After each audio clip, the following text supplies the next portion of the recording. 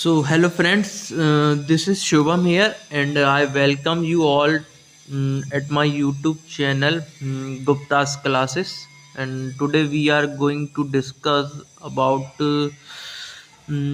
cost accounting.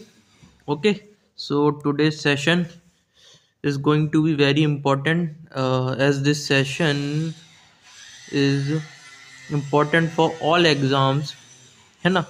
सभी exams के लिए इम्पोर्टेंट रहने वाला है, whether it is DSSB PGT commerce और वेदर इट इज़ BPSC 3.0 और BRS TET and several other exams in which commerce play a crucial role in selection. Okay, so we are going to start from cost accounting, and this is our platform from where I am teaching you since many days, and this is the platform Gupta's Classes. You can subscribe this, and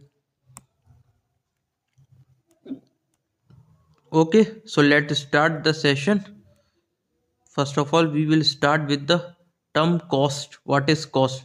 As the topic is of cost accounting, so we will just bifurcate these terms and understand these terms in a simple sense. Okay, so we are starting with the term cost, meaning and definition. Okay, so cost क्या होता है देखते हैं.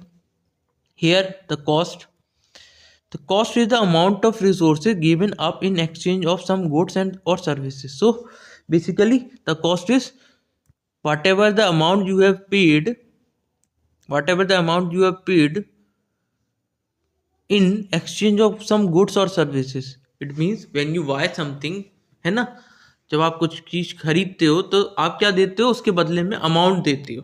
ठीक है, कुछ ना कुछ अमाउंट देते हो. ठीक है, तो that amount is called cost. Okay, आप जब बाजार जाते हैं, कोई चीज खरीदते हैं, कोई सामान खरीदते हैं, कुछ गुड्स या सर्विसेज लेते हैं, है ना, तो उसके बदले में आपको क्या देना पड़ता है, कुछ अमाउंट देना पड़ता है ना. So amount, that amount is called cost here. Okay, moving ahead on the next we have, it can be expressed as a noun as well as verb. So in costing we can elaborate this term cost in terms of noun as well as in terms of verb. As a noun, what does the term cost convey? Noun के sense में क्या convey करता है cost term? तो कहते हैं it can be defined as the amount of expenditure incurred on or attributable to a specified article, product and or activity. कहने का मतलब यहाँ पे ये है, नाउन के टर्म्स में कॉस्ट का क्या मतलब है. ठीक है, तो नाउन के टर्म में कॉस्ट का ये मतलब है कि कुछ भी, जो भी अमाउंट ऑफ एक्सपेंडिचर हम क्या कर रहे हैं, खर्च कर रहे हैं, इनकर्ड कर रहे हैं, किसके ऊपर, ठीक है, किसी स्पेसिफाइड आर्टिकल पे, प्रोडक्ट पे या एक्टिविटी पे. कहने का मतलब है यहाँ पे क्या है, कुछ भी अमाउंट ऑफ एक्सपेंडिचर अगर हम गुड्स और सर्विसेज पे इनकर्ड कर रहे हैं तो that amount of expenditure is called cost. Okay, अब here is a term actual और notional. What does these terms refer? So it means here that the amount EMT is amount here, है ना. the amount can be real or imaginary. It can be real or imaginary. what does this term imaginary convey? ये imaginary word क्या convey करता है? तो हम इसका एक एग्जांपल लेके चलेंगे यहाँ पे.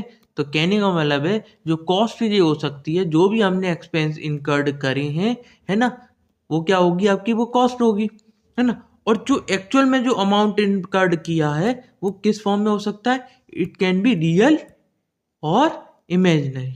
ठीक है, तो क्या, या जो हम एक्चुअल में कॉस्ट बियर कर रहे हैं वो हो सकती है, या फिर कोई इमेजिनरी कॉस्ट भी हो सकती है. एंड इमेजिनरी कॉस्ट क्या है, यहाँ पे इमेजिनरी कॉस्ट का हम एग्जांपल लेके चलेंगे तो हमारा होता है आपका अपॉर्चुनिटी कॉस्ट. ठीक है, क्या होता है, opportunity cost. And what does this opportunity cost mean? इस अपॉर्चुनिटी कॉस्ट को क्या कहते हैं? इस अपॉर्चुनिटी कॉस्ट को हम कह सकते हैं like income, INC is short for income, है ना, income forgone, income forgone due to taking another option. कहने का मतलब क्या है, इनकम जो थी आपकी वो क्या हो गई, आपकी इनकम फॉरगॉन हो गई, एक तरीके से वंचित हो गई आपसे, है ना। क्यों हो गई? क्योंकि आपने कोई और ऑप्शन को ऑप्ट कर लिया, due to taking another option. अब इसको हम सिंपल भाषा में समझेंगे। सिंपल भाषा में इसका मतलब ये है, सपोज करिए कि you all are graduate student, ठीक है, आप सब क्या हो, ग्रेजुएट स्टूडेंट है ना। तो आपके पास क्या था, आप ग्रेजुएशन के बाद लाइक आप अभी अब क्या कर रहे हो, कुछ ऐसे बच्चे होंगे जो फुल टाइम प्रिपरेशन कर रहे होंगे, है ना, कुछ ऐसे बच्चे होंगे जो पार्ट टाइम प्रिपरेशन कर रहे होंगे, है ना, अपने एग्जाम्स वगैरह के लिए, जो कॉम्पिटिटिव एग्जाम्स के लिए, ठीक है। तो आपके पास क्या था, लाइक आफ्टर ग्रेजुएशन आप चाहते तो कहीं ना कहीं आप क्या कर सकते थे, आप कोई जॉब ऑप्ट कर सकते थे, है ना। लेट सपोज कि आप कोई जॉब ऑप्ट करते और जॉब से आपको कितने मिलते, 20K मिलते।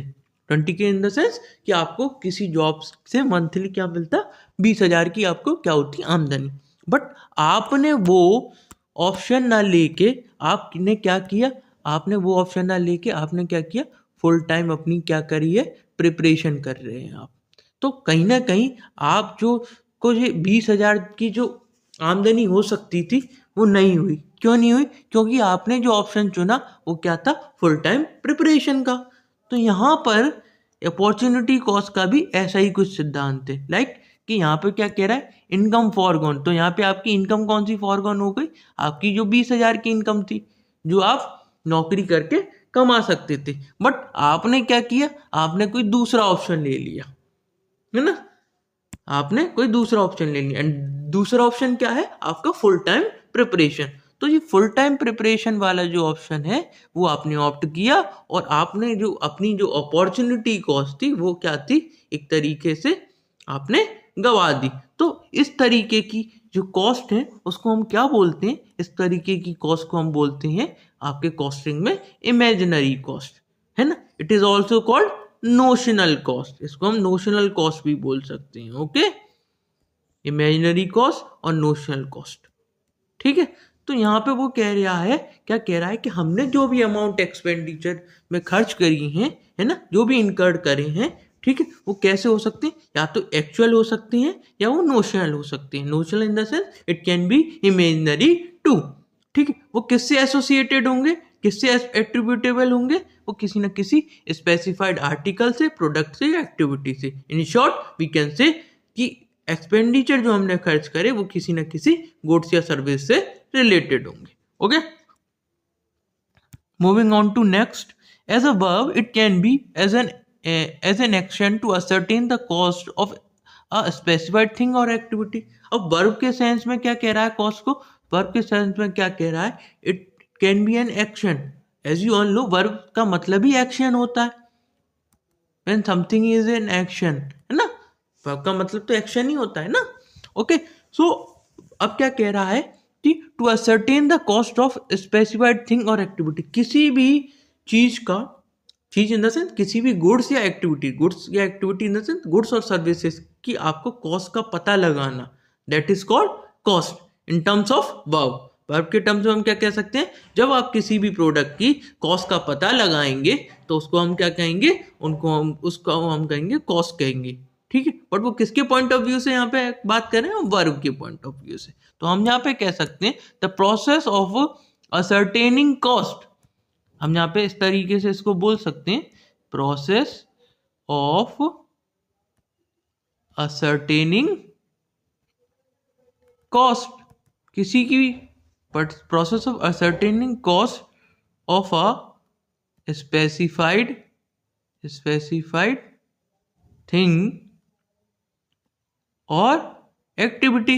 हम यहाँ पे कह सकते हैं ना, किसी भी चीज का या किसी भी गुड्स का, यहाँ पे क्या हो गया, स्पेसिफाइड थिंग और एक्टिविटी को हम क्या ले सकते हैं, गुड्स एंड सर्विसेज। जब हम किसी भी गुड्स एंड सर्विसेज की क्या पता लगा रहे हैं, कॉस्ट पता लगा रहे हैं, then it is called cost. Okay, तो यहाँ पे हम एक एग्जांपल लेके देखते हैं। Suppose a juice making company, it is we have all renowned with the famous brand DL।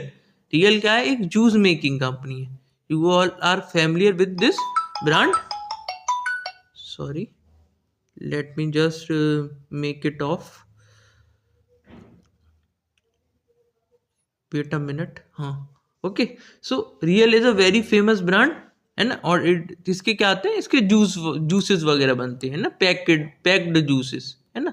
सो अब क्या है, if somebody wants to find out the cost of this packet है ना, देन हम क्या कहने का मतलब यहाँ पे कि अगर हम अब क्या करें, हम इसकी कॉस्ट पता करने की कोशिश करें, तो ये क्या होगी, एक तरीके से हम किसके संदर्भ में पता करने की कोशिश करें, वर्ब के संदर्भ में हम कॉस्ट पता करने की कोशिश करें। बट अब एक्चुअल में जो कॉस्ट इनकर्ड हो गई, लाइक हम इसकी पता ना करें, और हम क्या है, एट लास्ट हम क्या देखें कि भाई एक्सपेंसेस कितने इनकर्ड हो गए हैं, वो भी तो कॉस्ट है ना।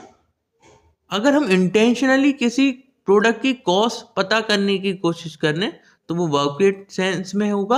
और हम जब ऑलरेडी इनकर्ड कर चुके हैं, चाहे वो एक्चुअल हो या नोशनल हो है ना, और फिर हम उसको कैलकुलेट कर रहे हैं, तो वो क्या होगी, आपकी नाउन के सेंस में होगी। ओके,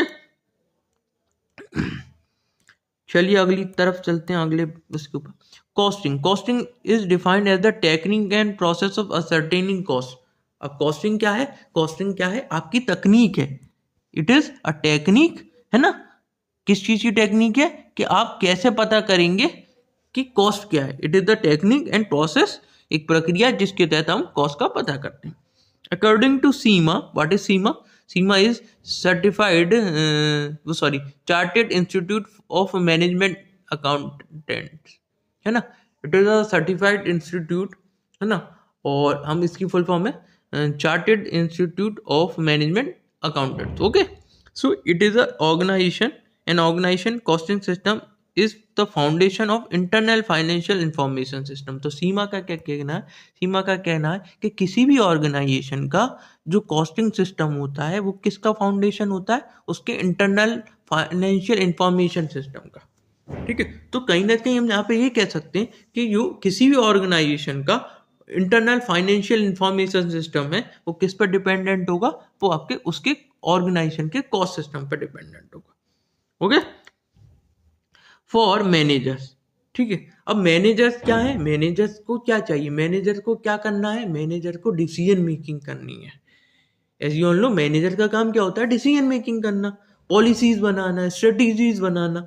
तो उनके लिए कहीं ना कहीं, उसके लिए आपको मैनेजर्स को किस चीज़ की ज़रूरत है, इन्फॉर्मेशन की ज़रूरत है। और इन्फॉर्मेशन कहाँ से आएगी, वो कहीं ना कहीं कॉस्टिंग सिस्टम से आएगी। ओके, चले आगे। इट प्रोवाइड द इन्फॉर्मेशन, देखिए जो मैं बात कह रहा था वो आगे। It provide the information that management needs to plan and control the organization activities and to make decision about the future. तो वही बात वो कह रहा है, क्या है कि इन्फॉर्मेशन मिलेगी ताकि मैनेजमेंट क्या कर सके, प्लान कर सके, कंट्रोल कर सके ऑर्गेनाइजेशन की एक्टिविटीज को, ठीक है, और डिसीजन ले सके फ्यूचर को ध्यान में रखते हुए। ठीक है, अगला देखते हैं। अगला है आपका cost accounting. Cost accounting is defined as the process of accounting for costs which begin with the recording of income and expenditure or the base on which they are calculated and ends with the preparation of periodical statement and report for ascertaining and controlling cost। तो हम यहाँ पे क्या लिख सकते हैं, देखिए, first of all we have covered the term cost को कवर किया। देन हमने दूसरा किया कॉस्टिंग। तो कॉस्टिंग को हम क्या कह सकते हैं, costing is equal to calculation of cost. Okay, again फिर इसके बाद हमने क्या पढ़ा, हमने पढ़ा कॉस्ट अकाउंटिंग। तो कॉस्ट अकाउंटिंग में क्या आ जाएगा, cost accounting is basically means calculation of cost as well as control of cost है ना। अब कॉस्ट अकाउंटिंग के अंदर क्या करना है आपको सिर्फ और सिर्फ कैलकुलेशन ही नहीं करनी है कॉस्ट की, उसके अलावा कॉस्ट का कंट्रोल भी करना है। ठीक है, तो वही बात यहाँ पे डिटेल में दे रखी है, मैंने यहाँ पे शॉर्ट में समझा दी। क्या कह रहा है वो देख लीजिए, पढ़ लीजिए क्या है यहाँ पे। देखो, कॉस्ट अकाउंटिंग डिफाइन क्या है, ये प्रोसेस ऑफ अकाउंटिंग है, like as we have studied in financial account also, कि क्या था, वो भी एक अकाउंटिंग की प्रक्रिया थी। ठीक है, बट वो फाइनेंशियल अकाउंटिंग की प्रक्रिया थी। तो यहाँ पे क्या है, ये कॉस्ट अकाउंटिंग की प्रक्रिया है। इन द सेम वे ये कैसे स्टार्ट होती है, recording of income and expenditure. इसमें क्या करेंगे, हम इनकम एंड एक्सपेंडिचर को रिकॉर्ड करेंगे, ठीक है, कॉस्ट के बेसिस पे, है ना। ठीक है, और वहां पे क्या करते थे, वहां पे फाइनेंशियल ट्रांजेक्शन को रिकॉर्ड करते थे, और the basis on which they are calculated, जिसकी बेसिस पे कॉस्ट कैलकुलेट हो रही है ना। और इसके एंड में क्या करेंगे, उधर एंड में हम क्या बनाते थे, फाइनेंशियल स्टेटमेंट बनाते थे। यहाँ पे क्या बनाएंगे, पीरियडिकल स्टेटमेंट बनाएंगे, रिपोर्ट्स बनाएंगे। ठीक है, क्यों, ताकि हम कॉस्ट को पता कर सकें और कंट्रोल कर सके। तो मैंने इन शॉर्ट में क्या लग दिया कि कॉस्ट अकाउंटिंग में आपकी दोनों चीज कवर होंगी, आपकी calculation of cost as well as आपकी कंट्रोल ऑफ कॉस्ट। ओके, आगे बढ़े, आगे देखते हैं, चलिए। Next we have cost accountancy.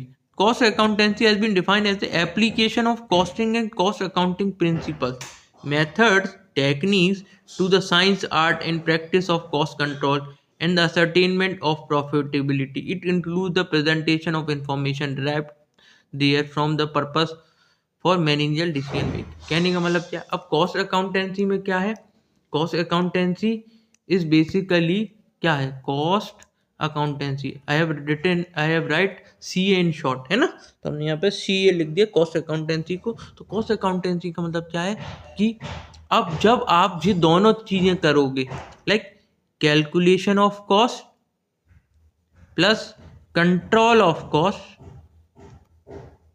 है ना, इन अकॉर्डेंस, किसके अकॉर्डिंग करोगे, in accordance with the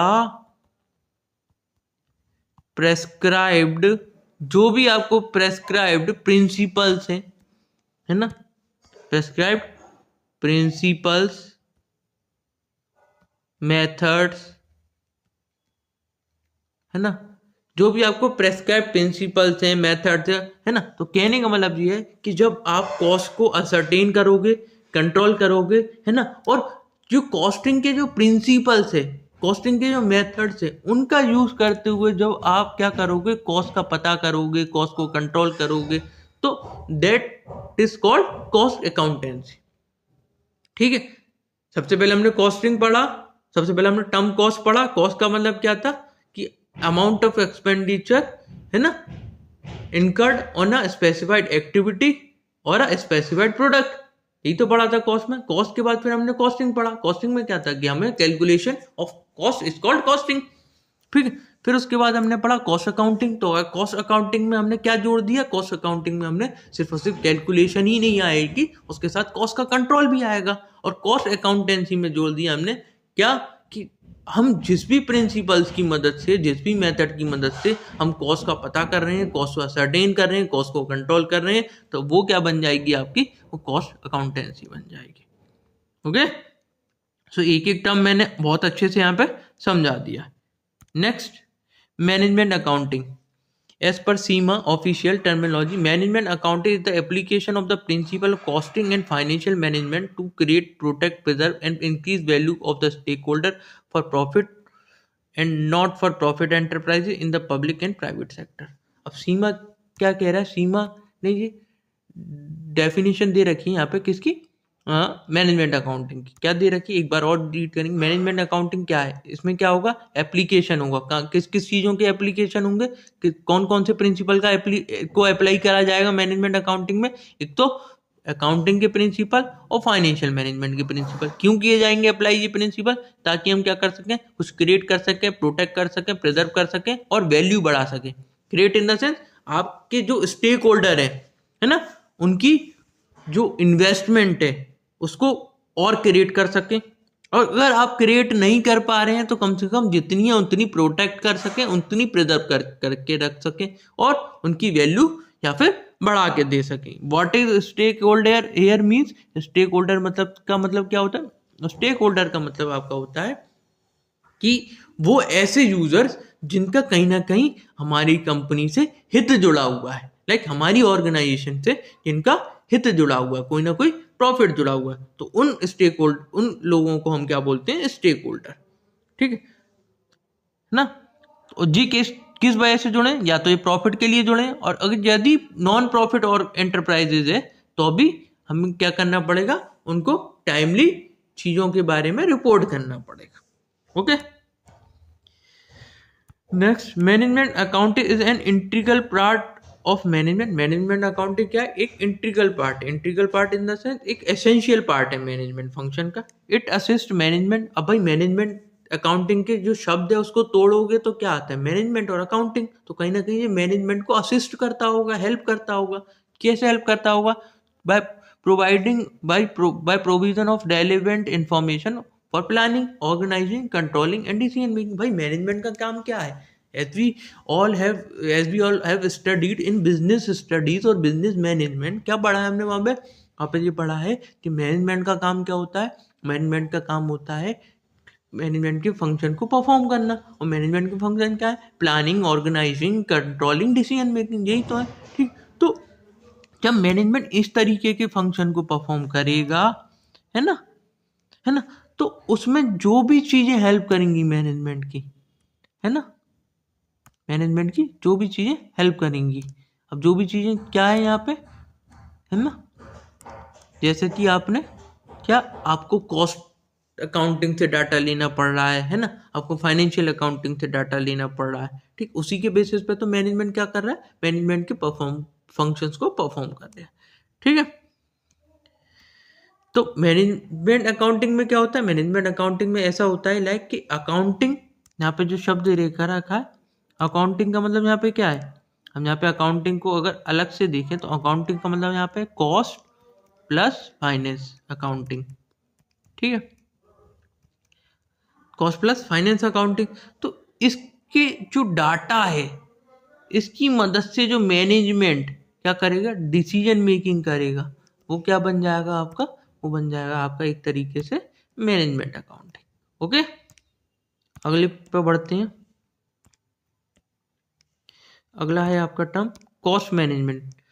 it is an application of management accounting concept. इसमें क्या, कॉस्ट मैनेजमेंट में क्या करेंगे? हम कॉस्ट को मैनेज करेंगे, है ना। तो इसमें क्या करेंगे? Management accounting concept, method of collection, analysis and presentation of data to provide the information needed to plan, monitor and control cost. तो यहाँ पे जो कॉस्ट का मैनेजमेंट है वो सिर्फ और सिर्फ कॉस्ट की बातें करेगा। तो यहाँ पे हम क्या करेंगे? अकाउंटिंग कंसेप्ट को, मेथड को, ठीक है, हम क्या करेंगे? कॉस्ट का एनालाइज करेंगे। ठीक है, कॉस्ट को अलग अलग मेथड से कैलकुलेट करेंगे, है ना। फिर हम उस डाटा को प्रेजेंट करेंगे। क्यों? क्योंकि हमको क्या करना है? प्लान करना है, मॉनिटर करना है और कंट्रोल करना है कॉस्ट को। ठीक है, तो यहाँ तक हमने अलग अलग टर्म्स को देखा, समझा है। किसी को भी किसी भी टर्म में कोई दिक्कत हो तो मुझसे वो कमेंट बॉक्स में नीचे कमेंट करके पूछ सकता है। मैंने वैसे अच्छे से कोशिश की है ना। चलिए अब देखते हैं अगला पॉइंट क्या है। अगला है objectives of cost accounting. Cost accounting के कुछ ना कुछ उद्देश्य होंगे ना, हर एक सब्जेक्ट के कुछ ना कुछ उद्देश्य होते हैं पढ़ने के, है ना, या उस सब्जेक्ट को क्यों क्यों अस्तित्व में आया, हाँ, उसके उद्देश्य होते हैं। यहाँ पे कॉस्ट अकाउंटिंग के भी कुछ उद्देश्य। पहला है कि असरटेनमेंट ऑफ कॉस्ट, कॉस्ट का पता करना। ठीक है, दूसरा है determination of selling price and profitability, profitability का पता करना और सेलिंग प्राइस का पता करना। ठीक है, अब आप ये बात याद रखिए कि सेलिंग प्राइस आपकी बिना कॉस्ट के आपको पता ही नहीं कर सकते हो। तो जब आप कॉस्ट पता करोगे तो उसके बेसिस से आपको क्या पता चल जाएगा? सेलिंग प्राइस भी पता चल जाएगी, और सेलिंग प्राइस पता चल जाएगी और कॉस्ट आपने जब निकाल ली होगी तो आपको उन दोनों के बीच से क्या पता चल जाएगा? प्रॉफिट भी पता चल जाएगा। क्योंकि सेल्स प्राइस किस पर डिपेंडेंट है ना, डायरेक्टली डिपेंडेंट तो वो कॉस्ट पे है ना। ठीक है, तीसरा उद्देश्य आपका कॉस्ट को कंट्रोल करना। आपने एक बार कॉस्ट को पता कर लिया, बट उसके अलावा भी हम क्या करेंगे? उसमें कॉस्ट को कंट्रोल करेंगे। कॉस्ट कंट्रोल कैसे होती है? पहले आप क्या करते हो? कॉस्ट कंट्रोल के लिए कुछ प्री डिटरमाइंड स्टैंडर्ड्स को सेट कर लेते हैं। है ना। प्री डिटरमाइंड स्टैंडर्ड को सेट करना लाइक एक स्टैंडर्ड कॉस्ट एलोकेट कर देना या एक बजटेड कॉस्ट एलोकेट कर देना, ठीक है। उसके बाद फिर एक्चुअल परफॉर्मेंस करना, actual performance in the sense कि जो एक्चुअल में जो कॉस्ट इनकर्ड हुई है उसको देखना। फिर दोनों को एक्चुअल जो में जो कॉस्ट इनकर्ड हुई है और जो स्टैंडर्ड्स आपके जो सेट किए गए थे उन दोनों के बीच में कंपैरिजन ढूंढना, ठीक है। और कंपैरिजन ढूंढने के बाद कि एनालाइज करना वेरिएंस को एनालाइज करने का मतलब यहाँ पे कि कितने तक का कम वो है, लाइक कितने का डिफरेंस है, और उसके बाद रेस्पेक्टिव एक्शन लेना, ठीक है। तो cost control is also the objective of cost accounting. Then we have next we have cost reduction.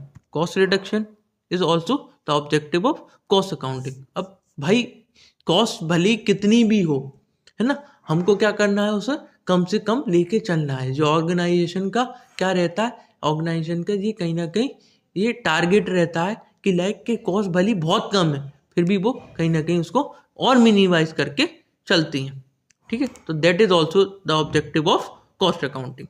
Then assisting management in decision making. अब जब जी हम ये सब क्यों कर रहे हैं, लाइक है ना, हम कॉस्ट को असरटेन कर रहे हैं, रिड्यूस कर रहे हैं, कंट्रोल कर रहे हैं, बट उसकी कोई ना कोई तो वजह होगी ना। क्यों?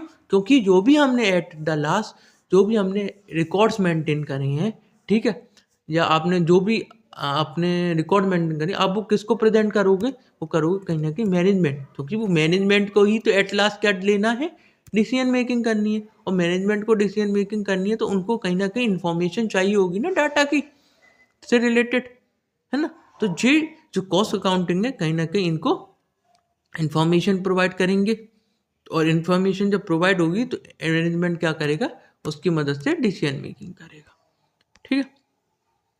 चले, पेन क्यों नहीं चल रहा, चलिए। The main objective of cost and management accounting are explain below. कौन कौन से हैं देखते हैं। असरटेनमेंट ऑफ कॉस्ट, कॉस्ट का पता लगाना। जो मेन मुख्य उद्देश्य है कॉस्ट का, वो कॉस्ट का पता लगाना ही है, ठीक है। The main objective of cost accounting is accumulation ascertainment of cost, ठीक है। जो मेन उद्देश्य है ये याद रखना, जो मेन उद्देश्य है कॉस्ट अकाउंटिंग का वो क्या है, कॉस्ट का पता लगाना, असरटेनमेंट ऑफ कॉस्ट, ठीक है। क्या कह रहा है, cost are accumulated assigned and ascertain for each job each cost object, ठीक है। जो कॉस्ट जो हम क्या करेंगे, कॉस्ट का जो पता लगाएंगे, कॉस्ट को एक्यूमुलेट करेंगे, असरटेन करेंगे, ठीक है, और असाइन करेंगे फॉर ईच जॉब कॉस्ट, वो cost object. And what is cost object, cost object here is कि object is anything, it can be anything, anything in the sense it can be person, it can be a thing, it can be a service। तो किसी भी object, कोई भी चीज की जब हम कॉस्ट पता लगाएंगे, ठीक है, कॉस्ट को हम पता लगाना ही क्या है, आपका असर्टेनमेंट ऑफ कॉस्ट है। तो कहने का मतलब है कि जब भी हम किसी भी ऑब्जेक्ट यहाँ पे कुछ भी हो सकता है, ठीक है, उसकी कॉस्ट पता लगाएंगे किसके अंडर, कॉस्ट अकाउंटिंग के अंदर, ठीक है। चल जा भाई, ओके। दिस कॉस्ट ऑब्जेक्ट में बी अ यूनिट, क्या कह रहा है वो, मैंने जैसा कहा था ना, जो कॉस्ट ऑब्जेक्ट कुछ भी हो सकता है, यूनिट हो सकता है, जॉब हो सकता है, ऑपरेशन हो सकता है, प्रोसेस हो सकता है, डिपार्टमेंट और सर्विस, कुछ भी हो सकता है जिसकी आपको क्या फाइंड करनी है, कॉस्ट फाइंड आउट करनी है, ठीक है। अगला है determination of selling price and profitability, ठीक है। The cost accounting system help in the determination, जो मैंने आपको ऑलरेडी बता दिया ऊपर, भाई कॉस्ट जब पता चल जाएगी तो सेलिंग प्राइस अपने आप पता चल जाएगी, और दोनों की उससे हमें क्या पता चल जाएगी, प्रॉफिटेबिलिटी भी पता चल जाएगी, किसकी, कॉस्ट ऑब्जेक्ट की। क्यों? क्योंकि आप यहाँ पे कुछ ना कुछ मान के ही तो चल रहे होगे, आपने कोई सर्विस मान के चली, ठीक है, तो आपको बेसिकली क्या उसकी कॉस्ट पता लगानी, कोई प्रोडक्ट है तो प्रोडक्ट का ऑब्जेक्ट बन गया आपका, है ना। तो लाइक आपको सैलरी पे करनी है, किसी की मैनेजर की सैलरी पे करनी है, ठीक है, वर्कर्स की सैलरी पे करनी है ना, कमीशन पे करना है, तो उस केस में ऑब्जेक्ट क्या बन जाएगा, उस केस में वो सैलरी ऑब्जेक्ट बन जाएगा, है ना, रेस्पेक्टिव टू एनी पर्सन और पर्सन्स, ठीक। तो यहाँ पे कॉस्ट ऑब्जेक्ट क्या है, कोई भी एक चीज हो सकती है, ओके। जो मैंने ऊपर बता दिया, वो यूनिट भी उसके टर्म्स में हो सकती है, कोई प्रोसेस हो सकती है, कोई सर्विस हो सकती है, ठीक है। तो हम यहाँ पे क्या करेंगे, सेलिंग प्राइस का पता करेंगे, और सेलिंग प्राइस पता चल जाएगा तो बेसिकली आपको प्रॉफिट भी पता चल जाएगा। दो in a competitive business environment selling price are determined by the external factors. अब क्या कह रहा है यहाँ पे, अब जैसे कि आपको पता है कि आजकल का जो बिजनेस एनवायरनमेंट कैसा है, बहुत ही ज़्यादा कॉम्पिटिटिव है, तो सेलिंग प्राइस कहीं ना कहीं क्या एक्सटर्नल फैक्टर्स पे भी डिपेंडेंट होता है। बट पर दूसरी तरफ वो क्या कह रहा है, cost accounting system provide a basis for price fixation and rate negotiation. Cost accounting क्या करेगा, आपको एक बेस प्रोवाइड कर देगा कि आपको अपने प्रोडक्ट का क्या प्राइस रखना है, ठीक है। ओके, अगला है आपका cost control. Cost control is also an objective of cost accounting. Maintaining discipline in expenditure is one of the main objective of cost accounting system. क्या कहना है, चाह रहा है कि आपको क्या करना है, आपको एक्सपेंडिचर में क्या करना है, मेंटेन करके रखना है डिसिप्लिन, इन द सेंस आपको जो है आपके जो सेट स्टैंडर्ड्स हैं, बताया था ना मैंने अभी। कॉस्ट कंट्रोल में क्या होगा, कॉस्ट कंट्रोल में सबसे पहले आपको प्री डिटरमाइंड स्टैंडर्ड सेट करने पड़ेंगे। तो यहाँ पे वो वही उसी चीज की बात कर रहा है कि जो भी आपका जो डिसिप्लिन है, डिसिप्लिन इन द सेंस जो भी आपने स्टैंडर्ड सेट करे हैं उसी के अकॉर्डिंग क्या करो, आप खर्चे करो, ठीक है। It ensure that the expenditure are in consonance with the predetermined set standard and any variation from these standard is noted and reported on continuous basis। वही बात कह रहे हैं, दोबारा से देखिए, वो कह रहे हैं जो मैंने अभी समझा दी, क्या कि जो एक्सपेंडिचर होने चाहिए वो किसके अकॉर्डेंस में होनी चाहिए, जो सेट स्टैंडर्ड्स हैं उनके अकॉर्डेंस में होने चाहिए, और यदि उनमें कोई भी डिफरेंसेस है, variation in the sense differences किस किस के बीच में, सेट स्टैंडर्ड्स के बीच में और एक्चुअल में जो कॉस्ट आपकी इनकर्ड हुई है उसके बीच में अगर कोई वेरिएशन है तो उस वेरिएशन को हम क्या करेंगे, नोट करेंगे, ठीक है। और इसको किसको रिपोर्ट करेंगे, इसको मैनेजमेंट को रिपोर्ट करेंगे कंटिन्यूस बेसिस पे, ठीक है। To exercise control over cost following steps are followed. अब वही वाले स्टेप दे रखे हैं कि आप कॉस्ट पे कंट्रोल कैसे करेंगे, इसके लिए बहुत सारे जो भी स्टेप्स हैं वो दे रखे हैं। देखिए क्या, सबसे पहले हम क्या करेंगे, प्री डिटरमाइंड स्टैंडर्ड और रिजल्ट को सेट करेंगे। स्टैंडर्ड कॉस्ट और performance target for a cost object और a cost centre are set before initiation of production और सर्विस एक्टिविटी। कहने का मतलब है कब प्रोडक्शन को या सर्विस एक्टिविटी को स्टार्ट करने से पहले, मतलब जैसे आपकी कोई सर्विस देने वाली इंडस्ट्री है तो आप सर्विस के इनिशियल से या प्रोडक्शन स्टार्ट होने से पहले सबसे पहले क्या करेंगे, आप स्टैंडर्ड सेट करेंगे, ठीक है। लेट सपोज कि आप कोई प्रोडक्ट बेच रहे हैं, प्रोडक्ट ए है ना, तो यहाँ पे वो प्रोडक्ट ए क्या बन जाएगा, वो ऑब्जेक्ट बन जाएगा, ठीक है। वो प्रोडक्ट आपका क्या बन जाएगा, ऑब्जेक्ट बन जाएगा। तो आपको सबसे पहले उसकी एक स्टैंडर्ड सेट कॉस्ट को सेट करना पड़ेगा, ठीक है, और परफॉर्मेंस टारगेट को सेट करना पड़ेगा। इतनी इतनी यूनिट का टारगेट है और कॉस्ट आपकी इतनी रहनी पड़ेगी चाहिए। ये काम कब हुआ, ये प्रोडक्शन स्टार्ट होने से भी पहले का काम है। ये कैसी है, ये आपकी डिजायर कॉस्ट है और रिजल्ट है जो आप अचीव करना चाहते हैं, ठीक है। ये तो आप अचीव करना चाहते थे, ठीक, बट एक्चुअल में क्या हुआ आप वो देखेंगे। अब आप अचीव करना चाहते थे, आपने क्या किया, सबसे पहले आपने स्टैंडर्ड सेट करे, फिर उसके बाद आपने प्रोडक्शन स्टार्ट किया तो एक्चुअल में क्या हुआ वो देखते हैं। एक्चुअल कॉस्ट और result of the cost object and cost centre is measured. अब क्या करेंगे, अब आप एक्चुअल कॉस्ट को क्या करोगे, एक्चुअल कॉस्ट को मेजर करोगे। लाइक पहले हमने क्या किया, एक स्टैंडर्ड सेट की, अब आप एक्चुअल में उस कॉस्ट को, मतलब आप उस वर्क को एग्जीक्यूट करके ये पता करो कि एक्चुअल में कॉस्ट कितनी है। Performance should be measured in the same manner in which the target are set. और आप परफॉर्मेंस को भी मेजर करोगे जिस हिसाब से आपने टारगेट सेट किए थे। कहाँ टारगेट सेट किए थे, प्री डिटरमाइंड जो यहाँ पे जो स्टैंडर्ड्स बनाए थे उस तब आपने क्या किए थे, कुछ टारगेट सेट किए थे, कुछ कॉस्ट सेट करी थी।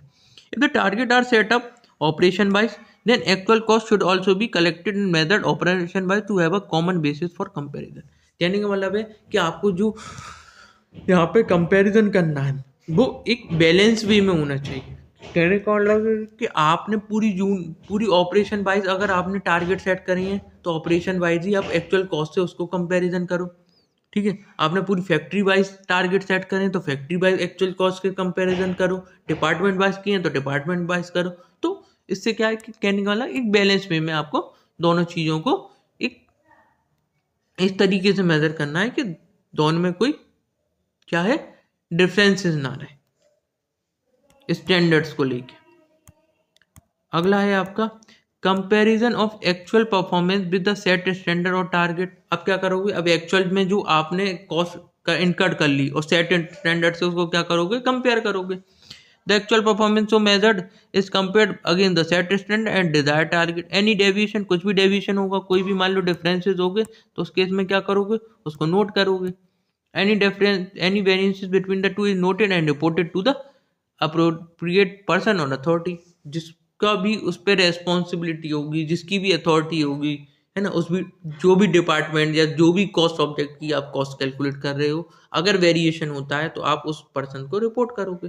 ठीक है, देखें अगला analysis of variance and action. अब आपने रिपोर्ट कर दिया, उसके बाद क्या सिर्फ रिपोर्ट करना ही काम नहीं होता है ना, आप उस डिफरेंसेस क्यों बना उसको भी तो क्या करो, उसका भी तो विश्लेषण करोगे।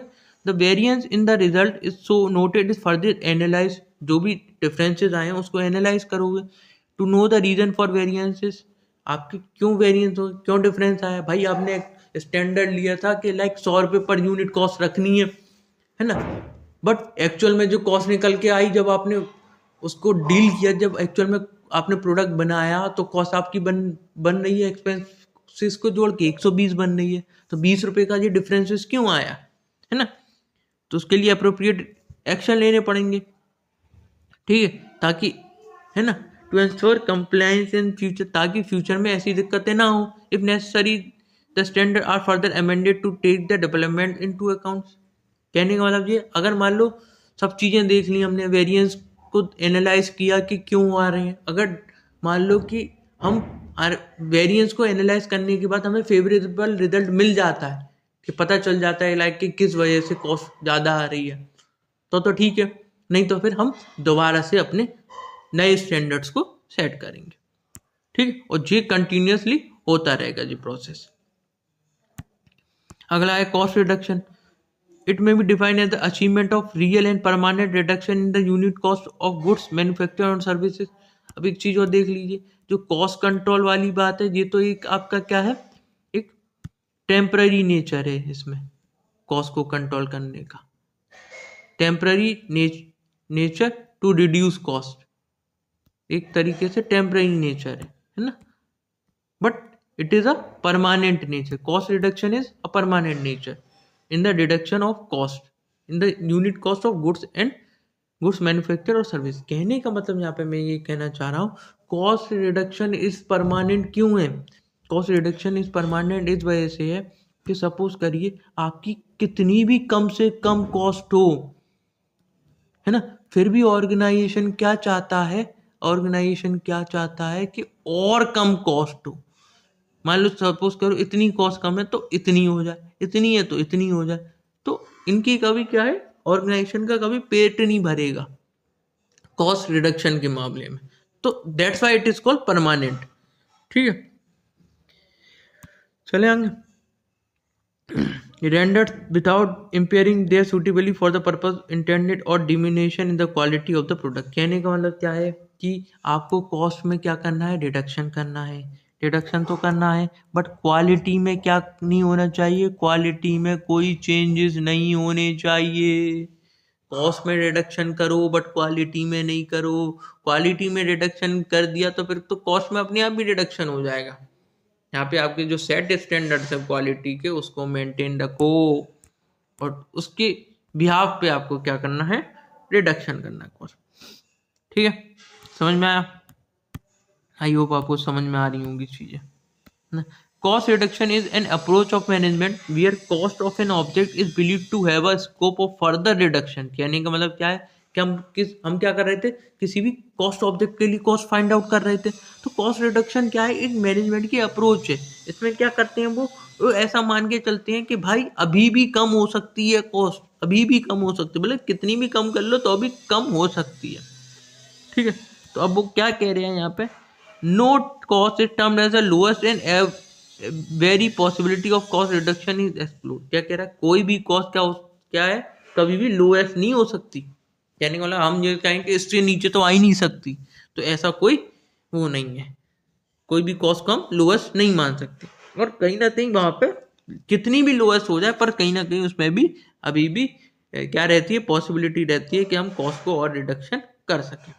To do cost reduction the following action is taken. Cost reduction के लिए आप कौन कौन से एक्शन लेते हैं, चलिए देखते हैं। Each activity within an entity segmented to analyse. हर एक एक्टिविटी को हम क्या कर देते हैं, हर एक एक्टिविटी को हम बांट देते हैं, ता क्यों, क्योंकि हम एनालाइज कर सकें। ठीक, उसके अलावा क्या कर सकें, आइडेंटिफाई कर सकें value added and non value added activities. भाई सबसे पहले क्या करेंगे, हर एक एक्टिविटी को किसी भी ऑर्गेनाइजेशन में आप बांट देंगे। किस किस चीज़ों में बांट देंगे, वैल्यू एडेड एक्टिविटीज और non value added activities. Value added activities का मतलब क्या है कि किससे वाकई में वैल्यू एडेड हो रही है in terms of quality, quantity और in the deduction of cost. ठीक है, all non value added activities are eliminated. भाई जिससे कुछ भी फायदा नहीं हो रहा है, जिससे कोई भी वैल्यू एडेड नहीं हो रही है एक्टिविटीज में, उसको हम क्या करेंगे, उनको हम एलिमिनेट करेंगे without affecting the essential characteristic of the product. But हम उन नॉन वैल्यू एडेड एक्टिविटीज को तो हटाएंगे, बट इससे हमारी जो प्रोडक्ट की कैरेक्टरिस्टिक्स है या प्रोसेस है उस पर कोई फर्क नहीं पड़ना चाहिए, तभी हम बड़ा हटाएंगे ना। एक आपने टेलर का वो सिद्धांत पढ़ा था ना मैनेजमेंट में, क्या करता था वो यही तो करता था जो टाइम स्टडी, मोशन स्टडी, वो सब चीज़ें हमने पढ़ी थी बिजनेस स्टडीज में। वो अननेसेसरी स्टेप्स को हटा देता था बीच में से, है ना। तो यहाँ पे भी कुछ वैसा ही है। सॉरी, माफी चाहता हूँ। वैल्यू चेन एनालिसिस एक स्ट्रेटेजिक टूल होता है डेवलप्ड बाय माइकल पोर्टर। ये आप याद रखेंगे, ये याद रखने वाली चीज़ है। वैल्यू चेन एनालिसिस एक स्ट्रेटेजिक टूल है, किसने डेवलप किया था, माइकल पोर्टर ने किया था। आप इससे आपका डायरेक्ट क्वेश्चन बन सकता है कि वैल्यू चेन एनालिसिस का जो कंसेप्ट है या स्ट्रेटेजिक टूल है वो किसने दिया, वो माइकल पोर्टर ने दिया। ठीक है, ये एक तरीके का मेथड है, सॉरी ये एक तरीके का मेथड है to do value analysis. Value analysis को करने का एक तरीके का मेथड है वैल्यू चेन एनालिसिस, जो किसने दिया था, माइकल पोर्टर ने। ठीक है, चलें अब। Conducting continuous research and study to know the most optimal way to manufacture a product और रेंडर अ सर्विस। कहने हम क्या करेंगे, इसके अलावा हम क्या करेंगे, कंटिन्यूसली क्या करेंगे, रिसर्च करेंगे। ठीक है, ये हम किसके अंडर पढ़ रहे हैं, ये सब ये हम पढ़ रहे हैं कॉस्ट रिडक्शन के अंडर। कॉस्ट रिडक्शन के अंदर पढ़ रहे हैं कि कॉस्ट को रिड्यूस करने के लिए हम क्या करेंगे, एक कंपनी क्या करती रहती है, कंटिन्यूसली रिसर्च करती रहती है। ठीक है, और वो तरीके ढूंढती है, ऐसे तरीके ढूंढती है जिससे प्रोडक्ट बनाया जाए या सर्विस प्रोवाइड की जाए। बट कैसा तरीका होगा वो, most optimal way. Optimal way in the sense कि आपके जो रिसोर्सेज हों वो कम से कम लगे, है ना, रिसोर्सेज कम से कम लगे और आपका जो फायदा है वो ज़्यादा से ज़्यादा हो। ठीक है, दैट इज ऑल ऑप्टिमल वे। ठीक है, आगे देखते हैं। The three fold assumption involve in the definition of cost reduction. Cost reduction में 3 एजम्पशन क्या लेके चलनी पड़ती हैं वो देखते हैं। May be summarize this under. ठीक है, कॉस्ट रिडक्शन में क्या 3 एजम्पशन क्या लेके चलनी पड़ेंगी।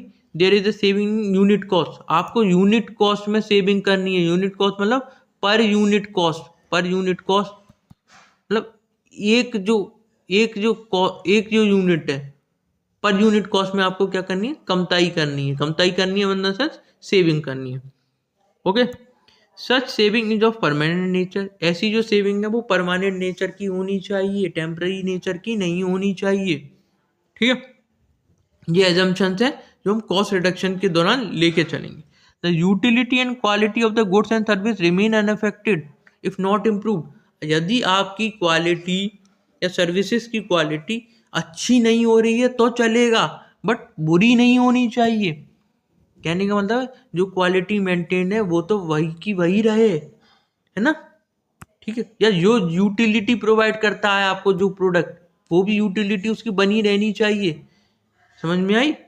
और यूटिलिटी खराब हो गई तो आपका क्या हो गया, प्रोडक्ट खराब हो गया। यूटिलिटी इन द सेंस आपने किस उद्देश्य से उस प्रोडक्ट को बनाया है ना। वो उद्देश्य बरकरार रहना चाहिए, क्वालिटी बरकरार रहनी चाहिए।